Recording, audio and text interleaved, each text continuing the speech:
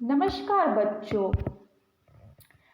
यह डॉक्टर अब्दुल पाकिर जैनुलाब्दीन अब्दुल कलाम है। इन्हें मिसाइल मैन और जनता के राष्ट्रपति के नाम से जाना जाता है। वे जाने माने वैज्ञानिक और इंजीनियर के रूप में विख्यात थे। उन्होंने सिखाया, जीवन में चाहे जैसे भी परिस्थिति क्यों न हो, पर जब आप अपने सपने को पूरा करने की ठान लेते हैं तो उन्हें पूरा करके ही रहते हैं। ठीक है बच्चों, तो उन्होंने ऐसी ही एक बात एक साक्षात्कार में बताई थी। वह साक्षात्कार उनका बच्चों के साथ हुआ था। तो आइए बच्चों, इसी से जुड़ा हुआ हम अपने अगले पाठ का अभ्यास करेंगे। पाठ 5, सवाल बालमन के, जवाब डॉक्टर कलाम के। इसका साहित्य प्रकार साक्षात्कार है। Page number 28।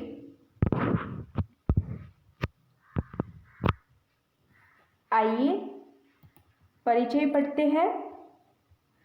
प्रश्नोत्तर शैली में प्रस्तुत यह साक्षात्कार डॉक्टर अब्दुल पाकिर जैनुलाब्दीन अब्दुल कलाम से बच्चों की बातचीत पर आधारित है। सबसे पहले तो बच्चों, इसका जो साहित्य प्रकार है साक्षात्कार, इसका अर्थ होता है इंटरव्यू। और इनका जो इंटरव्यू हुआ था वह प्रश्नोत्तर शैली में, यानी कि बच्चों के साथ बच्चों की बातचीत पर आधारित है। बच्चों ने प्रश्न पूछे थे और इन प्रश्नों के जवाब डॉक्टर अब्दुल कलाम ने दिए थे। यह बातचीत तब संपन्न हुई थी जब डॉक्टर कलाम राष्ट्रपति पद पर आसीन थे। वे बच्चों की जिज्ञासाओं का तुरंत उत्तर देने के लिए सदैव तत्पर रहते थे। जिज्ञासा यानी कि जानने की इच्छा। जो छोटे बच्चे होते हैं उन्हें हरदम कुछ न कुछ नया जानने की इच्छा लगी रहती है। वो जैसे कि ये डॉक्टर कलाम से मिले तो उनको भी, बच्चों के मन में भी सवाल आए होंगे कि इन्होंने क्या पढ़ाई की थी, कैसे आगे बढ़े, वगैरह वगैरह जानने की इच्छा यानी जिज्ञासा। उत्तर देने के लिए सदैव यानी हमेशा तत्पर रहते थे। तत्पर यानी उतावले रहते थे। ठीक है बच्चों, आइए बच्चों हम पाठ का पठन शुरू करते हैं और कठिन शब्द रेखांकित करें। मैं हर बार इस बात पर जोर देती हूँ कि जो भी कठिन शब्द है उन्हें आपको अंडरलाइन करना है। जब तक आप कठिन शब्द का अर्थ नहीं समझ पाओगे तब तक पाठ समझ में नहीं आएगा। ठीक है, चलिए। प्रश्नकर्ता यानी कि प्रश्न पूछने वाला। प्रश्न कौन पूछ रहा है? आर अरविंद, कक्षा 3, सेंट मेट स्कूल, चेन्नई। यहाँ पर कक्षा 3 का एक छात्र है जिसका नाम है आर अरविंद। वह प्रश्न पूछ रहा है, क्या आप अपने बचपन की कोई यादगार घटना हमें सुना सकते हैं? डॉक्टर कलाम बोले, कक्षा 5वीं के मेरे शिक्षक श्री सुब्रमण्यम अय्यर की एक बात मुझे याद है। एक दिन कक्षा में वे हमें यह बता रहे थे कि कोई पक्षी कैसे उड़ता है। उन्होंने हमें रामेश्वरम के समुद्र तट पर ले जाकर, तट इस शब्द का अर्थ है किनारा, समुद्र तट यानी समुद्र का किनारा, तट पर ले जाकर इसका जीवंत उदाहरण दिया। जीवंत यानी जीता जागता। वह ऐसी यादगार घटना थी। यादगार इस शब्द का अर्थ होता है जिसे भुलाया न जा सके। यादगार घटना थी जो मेरे मस्तिष्क इस शब्द का अर्थ है दिमाग। मैं हमेशा के लिए बैठ गई। इसी से मुझे आगे विज्ञान पढ़ने की प्रेरणा मिली। प्रेरणा यानी प्रोत्साहन मिला। ठीक है बच्चों, तो इसके उत्तर में डॉक्टर अब्दुल कलाम कहते हैं कि मैं जब छोटा था, आपकी तरह विद्यार्थी था, तब मेरे शिक्षक हमें पक्षी इस प्रकार से उड़ता है यह दिखाने के लिए रामेश्वरम के समुद्र किनारे पर ले गए थे और उसी कारण आगे बढ़कर डॉक्टर कलाम मिसाइल मैन बने। यह हमने वहाँ पर समझा है, यानी जीवन की एक छोटी सी घटना जीवन के विकास में किस तरह मददरूप और सहयोग करती है, ये हमें इस प्रश्न के उत्तर से सीखना है। बच्चों, आपके जीवन में भी कई सारी ऐसी घटनाएं बनती है या बनी थी कि जिस पर से आपको प्रेरणा मिली हो। ठीक है, आइए अगला प्रश्न पढ़ते हैं। यहाँ पर मैं आपको एक चित्र दिखाना चाहती हूँ। ये देखिए उड़ता हुआ पक्षी।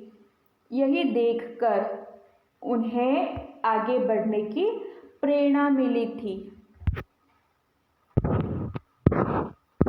आगे का प्रश्न है, प्रश्नकर्ता सरयू मकर, कक्षा 5, वाल्मीकि नगर, हिंदी माध्यमिक शाला, नागपुर।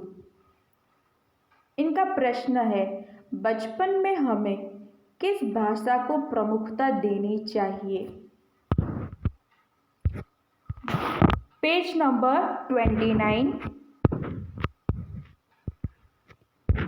डॉक्टर कलाम बोले, मैंने स्वयं माध्यमिक शिक्षा तक की पढ़ाई अपनी मातृभाषा के माध्यम से पूरी की है। स्वयं यानी खुद ने, माध्यमिक शिक्षा यानी सेकेंडरी एजुकेशन। मातृभाषा, मातृभाषा शब्द का अर्थ होता है माँ से मिलने वाली भाषा। कॉलेज और उससे आगे की शिक्षा अंग्रेजी माध्यम की संस्थाओं में हुई। मेरा मानना है कि हम कॉलेज में भी माध्यम के रूप में मातृभाषा का चुनाव कर सकते हैं। चुनाव यानी कि पसंद कर सकते हैं, सिलेक्ट कर सकते हैं, क्योंकि युवा अपनी मातृभाषा में ही सोचता है। युवा यानी युवक, जवान, उसी में अपनी बात सहजता से कहने में सक्षम होता है। सहजता इस शब्द का अर्थ है स्वाभाविक। सक्षम यानी समर्थ। पर इसमें कोई भी दो राय नहीं है कि वैश्विक स्तर पर संपर्क के लिए हमें अंग्रेजी जैसी एक संपर्क भाषा की नितांत आवश्यकता है। तो यहाँ पर देखिए बच्चों, वैश्विक यानी कि विश्व संबंधी, वर्ल्ड लेवल पर, स्तर यानी कि लेवल, वैश्विक स्तर यानी कि वर्ल्ड लेवल पर, संपर्क इस शब्द का अर्थ होता है एक दूसरे से संबंध स्थापित करना, यानी कि कांटेक्ट, नितांत आवश्यकता होती है, यानी कि जरूरत होती है। आइए इसे समझते हैं। डॉक्टर कलाम ने बहुत ही सहजता से जवाब दिया, यानी कि स्वाभाविकता से जवाब दिया। हमारी मातृभाषा, अब आपको लगेगा कि मातृभाषा यानी क्या? जो हमें माँ से मिलती है उसे हम मातृभाषा कहते हैं। यानी हम सब गुजराती है तो इसलिए हमारी मातृभाषा गुजराती हुई। यानी प्राथमिक शिक्षा यानी प्राइमरी एजुकेशन तो मातृभाषा में ही लेना चाहिए। और उन्होंने कहा, मैंने तो माध्यमिक शिक्षा भी मातृभाषा में ली है। लेकिन उससे आगे जब बढ़े तब उन्हें अंग्रेजी में भी शिक्षा लेनी पड़ी। तो बच्चों, आपको भी ये प्रश्न होता होगा कि अभी तो आप हिंदी पढ़ा रहे हैं और शिक्षा मातृभाषा में लेने की बात कर रहे हैं, है ना? तो ये इसलिए महत्वपूर्ण है। मातृभाषा तो हमें सीखनी चाहिए, वो तो हमें माँ से मिली है, यानी हमारी माँ की भाषा। लेकिन हिंदी हमारी राष्ट्रभाषा है और पूरे राष्ट्र को जोड़ने के लिए, यानी हर एक राज्य को जोड़ने वाली कोई कड़ी है तो वह राष्ट्रभाषा है। तो इसलिए हमें हिंदी भी अच्छी तरह से पता होनी चाहिए, तभी हम एक दूसरे से, यानी कि अगर हम एक राज्य से दूसरे राज्य जाते हैं तो वहाँ जाकर हम अच्छे तरीके से वार्तालाप कर सकते हैं, यानी हमारी बातचीत आसानी से हो सकती है। इसी प्रकार से हम अंग्रेजी भी पढ़ते हैं और संस्कृत भी पढ़ते हैं, क्योंकि संस्कृत हमारी पुराने देवों की भाषा है और अंग्रेजी इसलिए महत्वपूर्ण है कि बड़े होकर आगे पढ़ना चाहते हैं या किसी अन्य देश में जाकर आपको पढ़ाई करनी है तो तब ये आपके लिए महत्वपूर्ण हो जाता है कि आपको अंग्रेजी का ज्ञान होना चाहिए। इसलिए ये बात महत्वपूर्ण है। डॉक्टर कलाम ने जो बात बताई कि शिक्षा हमें मातृभाषा में लेनी चाहिए, लेकिन हमारी ज़रूरतों के अनुसार हमें अलग अलग भाषाओं की शिक्षा भी लेनी चाहिए, ताकि हम हमारे जीवन को उनके तरह बहुत बड़ा या उन्नत बना सके। समझ में आया बच्चों आपको? आगे बढ़ते हैं। आगे का प्रश्न है, प्रश्नकर्ता अर्श पटेल, कक्षा 5, चंदूलाल विद्या मंदिर, मुंबई। यदि हम आपकी तरह बनना चाहें तो हमें क्या करना चाहिए? देखिए, बहुत ही अच्छा प्रश्न पूछा है। डॉक्टर कलाम बोले, जब आप युवा अवस्था में कदम रखें तभी आपको जीवन में लक्ष्य निर्धारित कर लेना होगा। युवा यानी कि युवक, और आगे का हमारा शब्द है लक्ष्य, यानी कि ध्येय। हमेशा कुछ बड़ा सोचो। जैसे ही यह अनुभूति हो कि आप आखिर क्या बनना चाहते हैं, अनुभूति यानी एहसास, तभी से उस दिशा में प्रयास करो और श्रम प्रारंभ कर दो। श्रम यानी कि मेहनत और प्रारंभ यानी कि शुरुआत। प्रयास इस शब्द का अर्थ है कोशिश। कहने का अर्थ है कि जी तोड़ मेहनत करो। ज्यों ज्यों आप आगे की ओर बढ़ोगे, आपका सामना बाधाओं तथा कठिनाइयों से होगा। बाधा इस शब्द का अर्थ है रुकावटें और कठिनाइयाँ यानी कि परेशानियाँ। आपको अपने अंदर दृढ़ साहस, दृढ़ शब्द का अर्थ होता है मजबूत, साहस यानी हिम्मत, दृढ़ साहस पैदा करना होगा। समस्याओं को पराजित करने में महारत हासिल करनी होगी। पराजित यानी कि जो भी परेशानियां है उसे पराजित करना है। पराजित यानी कि हराना है। महारत यानी कि योग्यता हासिल करनी होगी, तभी जीवन में सफल हो पाओगे। पहले यह जरूरी है कि आप निरंतर ज्ञान अर्जित करो। निरंतर यानी कि लगातार, अर्जित यानी कि प्राप्त करना। जो भी ज्ञान है, जो भी पढ़ाई है, वो पहले आपको प्राप्त करनी है। आइए इसे समझते हैं।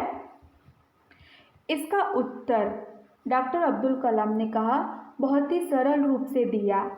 आप जब छोटे हैं, अभी आप 8वीं कक्षा में पढ़ रहे हैं, तो आज से ही आपको आपका लक्ष्य यानी कि ध्येय निर्धारित करना है।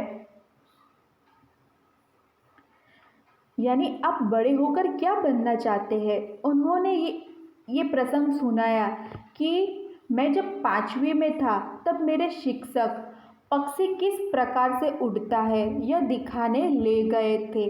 तब से उन्होंने यह सोचा था, उन्होंने यानी कि डॉक्टर कलाम ने यह सोचा था, मुझे बड़ा होकर पायलट बनना है, और बने भी, और उससे भी वह आगे बढ़े।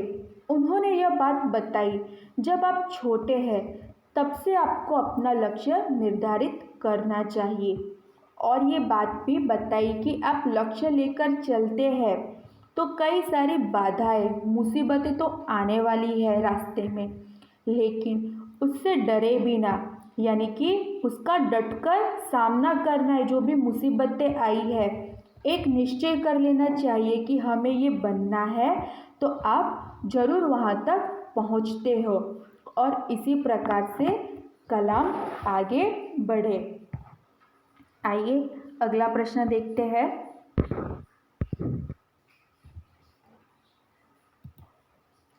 प्रश्नकर्ता चिराग जैन, कक्षा 7, बॉम्बे, कैम्ब्रिज, अंधेरी, पश्चिम मुंबई। वो कौन सी बड़ी चुनौती है, चुनौती यानी चैलेंज, जिसका सामना हमें आज करना पड़ रहा है। डॉक्टर कलाम, भारत को सन 2020 तक एक विकसित राष्ट्र के रूप में परिवर्तित करना यानी कि हमारा जो राष्ट्र है उसका रूप बदलना, और देश के 1 अरब से अधिक नागरिकों के चेहरों पर मुस्कान देखना, यही राष्ट्र के समक्ष सबसे बड़ी चुनौती है। यानी कि चिराग जैन ने प्रश्न पूछा कि देश के सामने सबसे बड़ी चुनौती कौन सी है, तो डॉक्टर कलाम ने जवाब दिया कि एक टारगेट उन्होंने निर्धारित किया कि 2020 तक जो भारत देश है उसे एक विकसित राष्ट्र बनाना है। विकसित यानी कि जिसका विकास हो चुका हो, भारत देश का हमें स्वरूप बदलना है ना। और जितने भी भारतवासी हैं, जितने भी भारत में रहने वाले नागरिक हैं, उनके चेहरे पर मुस्कान देखनी है, यही राष्ट्र की सबसे बड़ी चुनौती है।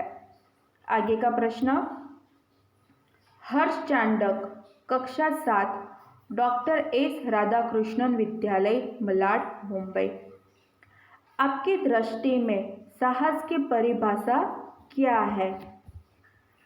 डॉक्टर कलाम, अपनी जान की परवाह किए बिना, परवाह यानी चिंता, दूसरों को संकट या आपदा से बचाना। आपदा यानी कि मुसीबत, आपदा से बचाना ही साहस है, यानी हिम्मत है। कि साहस की परिभाषा क्या है, तो डॉक्टर कलाम के नज़रिए से वह कहते हैं कि खुद की जान की परवाह किए बिना दूसरों को संकट या आपदा से बचाना, यानी कि दूसरों को मुसीबत से बचाना, यही मेरे लिए साहस, हिम्मत की परिभाषा है।